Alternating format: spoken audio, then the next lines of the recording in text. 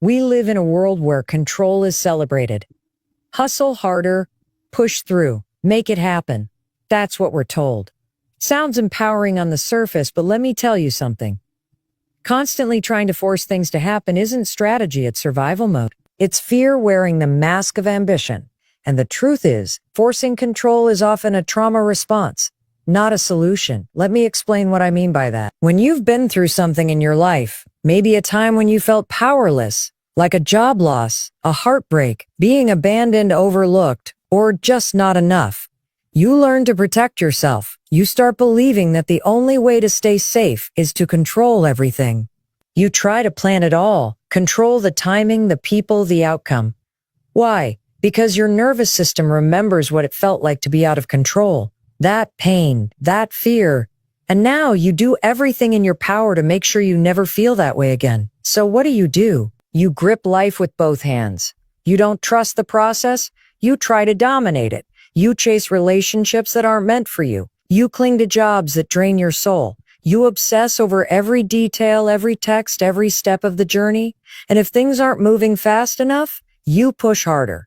You get frustrated. You start spiraling. You tell yourself you're not doing enough, that maybe you need to fix something else, sacrifice more sleep, more peace, more of you, just to make it happen. But here's the problem with that. Control is an illusion. The more you try to force something, the more resistance you create. Think about it. Have you ever tried to force a conversation with someone who wasn't ready to talk? Or push yourself into a room you weren't meant to be in? That energy, it doesn't feel empowering. It feels desperate. And people can feel that. Life can feel that. That energy blocks what's meant for you. And neurologically, your brain doesn't work well under that kind of pressure. When you're in a state of control and fear, your brain switches into fight or flight. Your prefrontal cortex, the part responsible for rational thinking, decision-making, and creativity, shuts down. You literally can't think clearly when you're trying to force everything. That's why you make poor choices. That's why you feel stuck. That's why no matter how hard you try, nothing feels like it's clicking.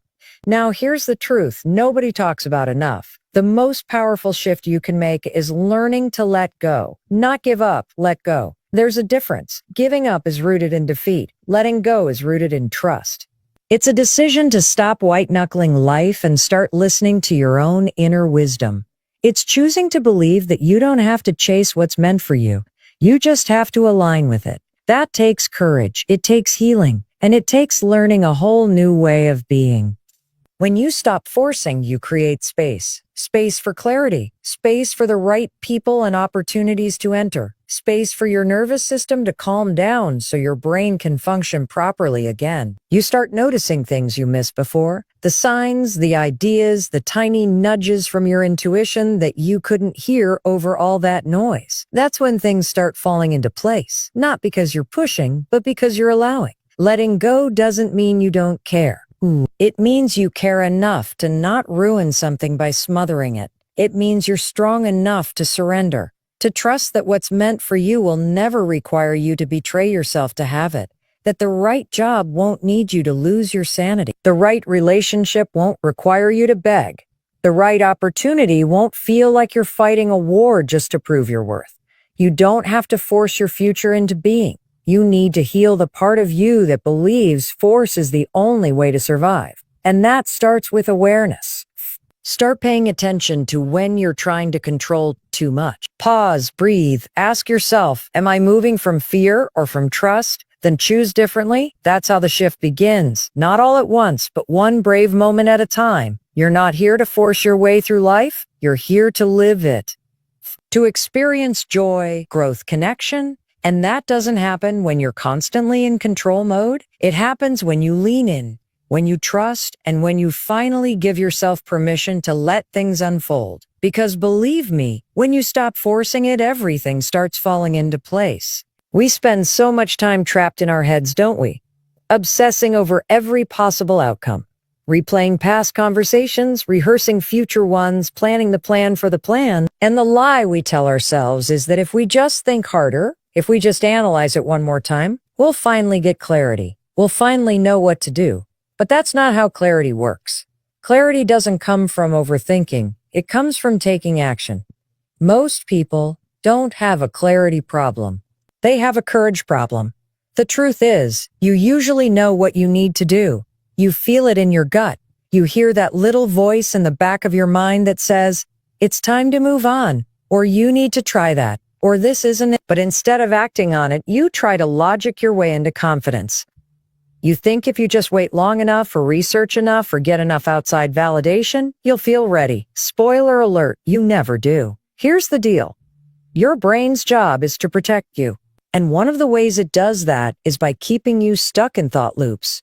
Overthinking feels productive. It tricks you into believing you're making progress. But what you're really doing is avoiding the discomfort of action, because action carries risk. Action means stepping into the unknown. It means leaving the safety of what's familiar, even if that familiar thing is toxic, unfulfilling, or clearly not working. But the only way you're ever going to get true clarity is by doing something, taking the next step, making the call, sending the email, signing up for the course, having the hard conversation. You don't need to know the whole path. You just need to move, because motion creates clarity. When you act, you get feedback, you learn, you adjust, you grow. And that's how you figure out what works and what doesn't. Let me give you an example. Let's say you're stuck in a job that makes you miserable. You've been thinking about quitting for months. You've made pros and cons lists. You've talked to friends. You've read articles about career transitions. You've imagined all the worst case scenarios.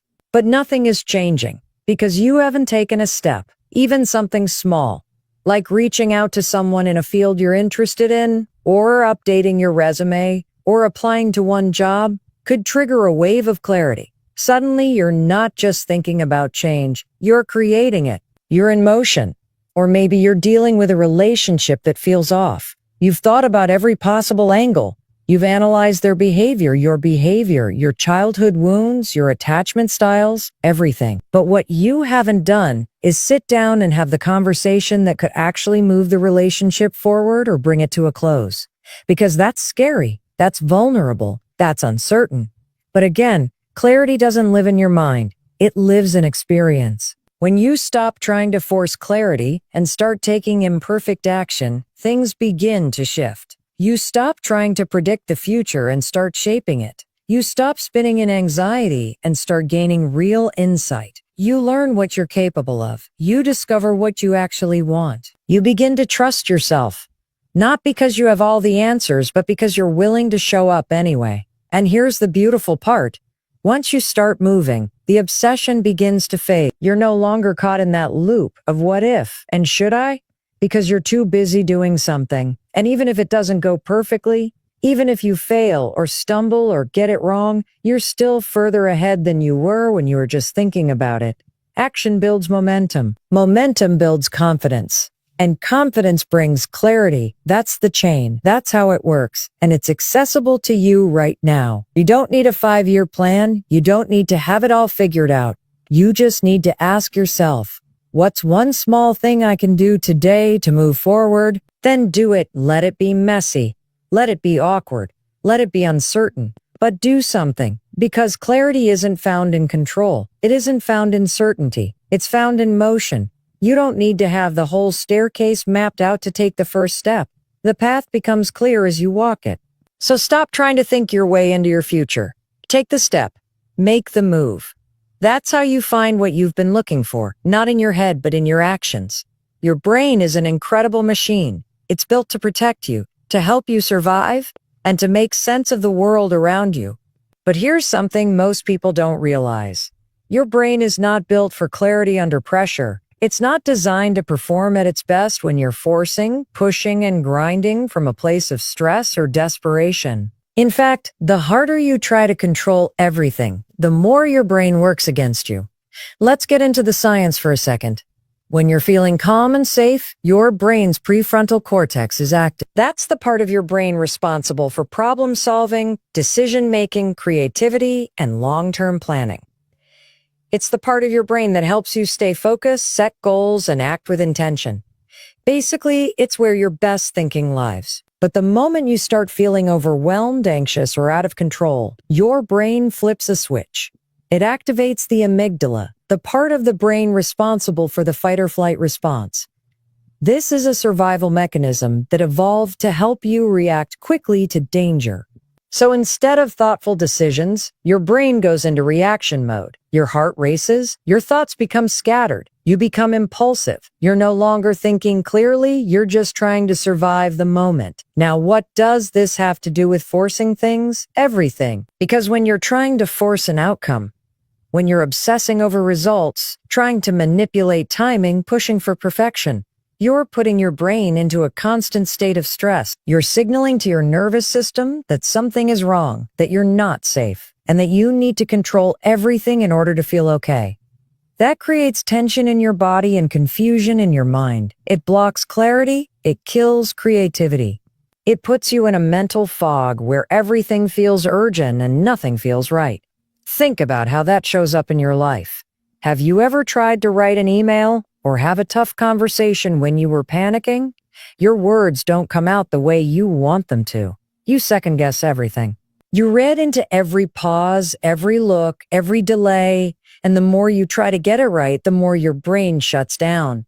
You can't tap into your instincts. You can't see things clearly. You're not accessing your best self. You're just reacting. This is why trying harder doesn't always work. It's not that you're not capable. It's that you're approaching the problem from a stressed state of mind. You're fighting your own biology. And no amount of willpower can override a nervous system that's locked in fear. The antidote to this isn't to give up, it's to shift your state. Instead of forcing your way forward, you have to calm your body and clear your mind. You have to get out of survival mode and back into alignment.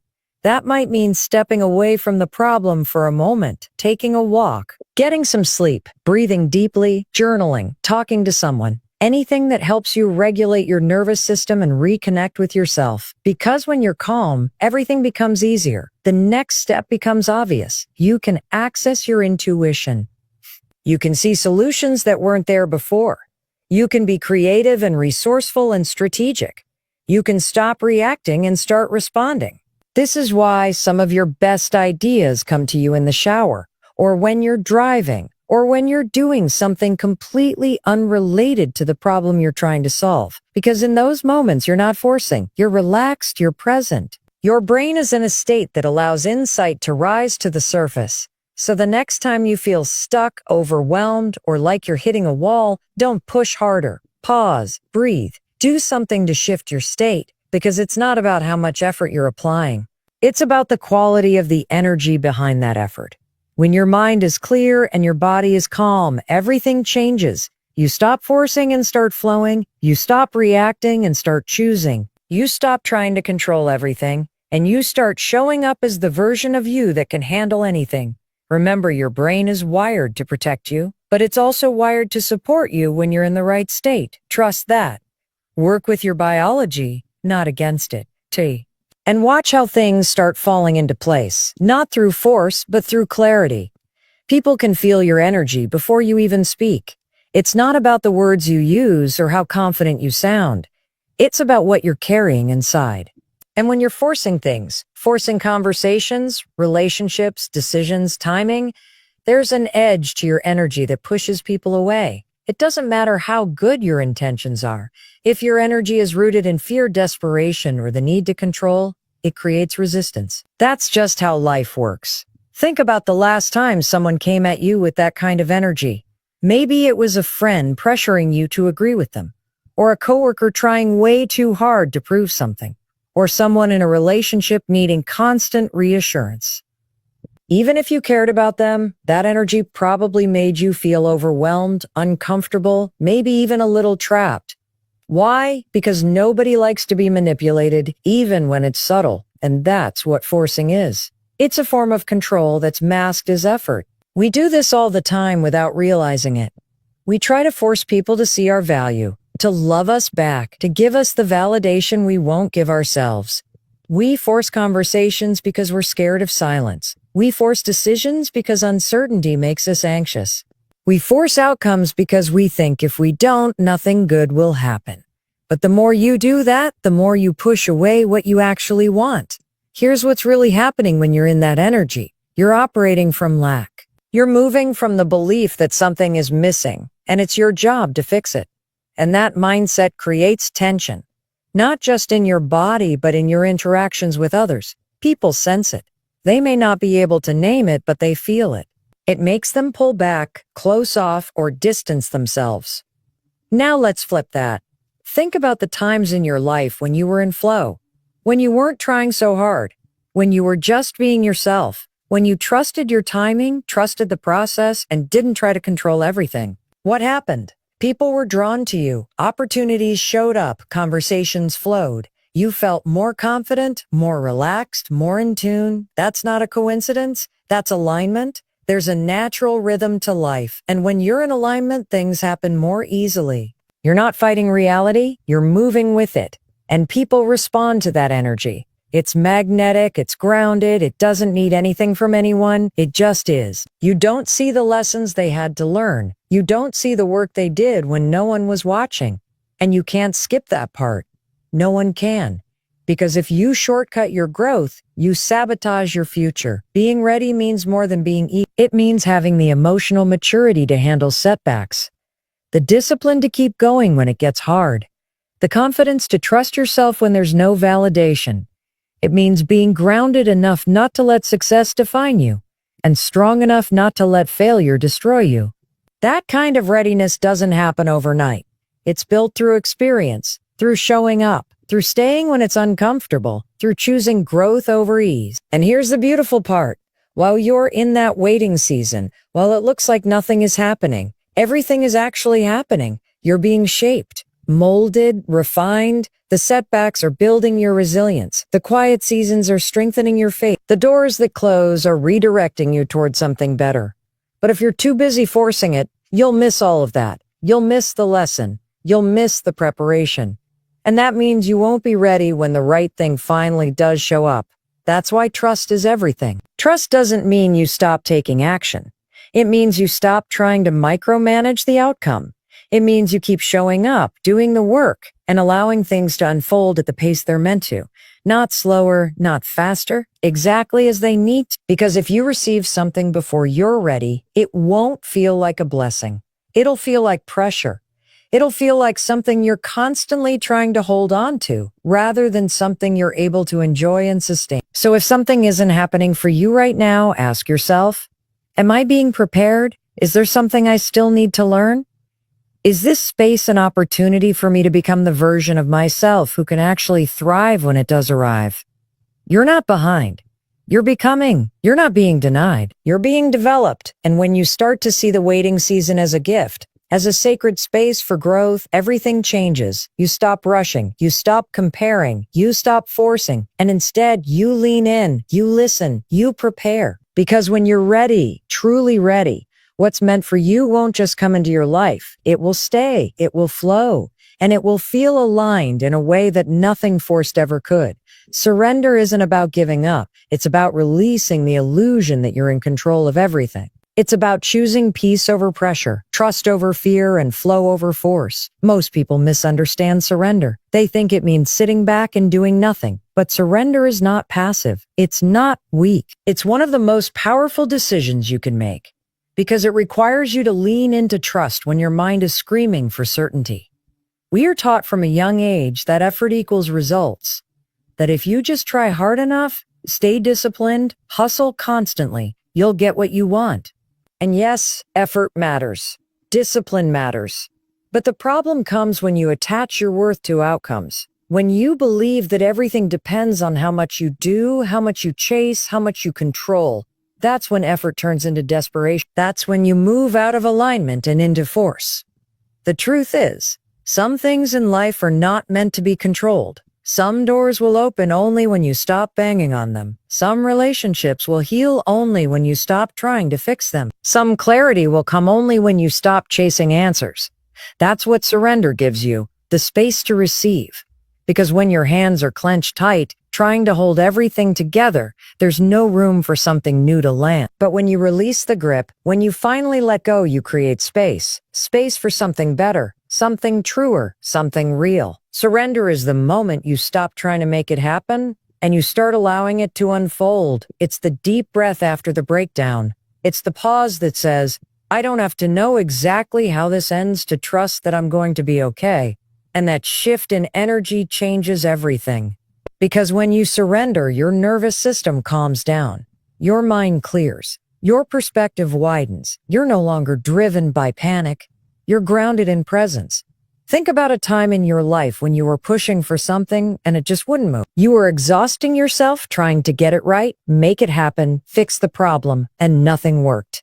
Then, finally, you gave up. You let go. Maybe out of frustration, or maybe because you were just too tired to fight anymore. And the moment you did that, something shifted. A solution appeared. And someone reached out.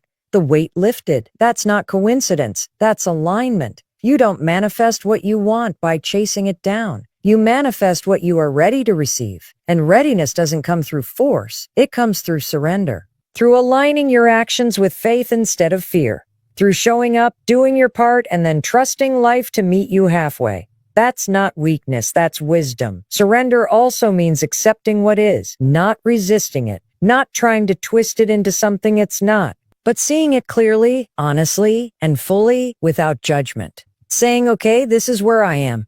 Maybe I don't like it. Maybe I wish it were different. But I accept this moment for what it is, and I'll respond from here. That level of presence is rare, but it's powerful. Because when you stop arguing with reality, you free up all the energy you were using to fight, and you can finally use it to create.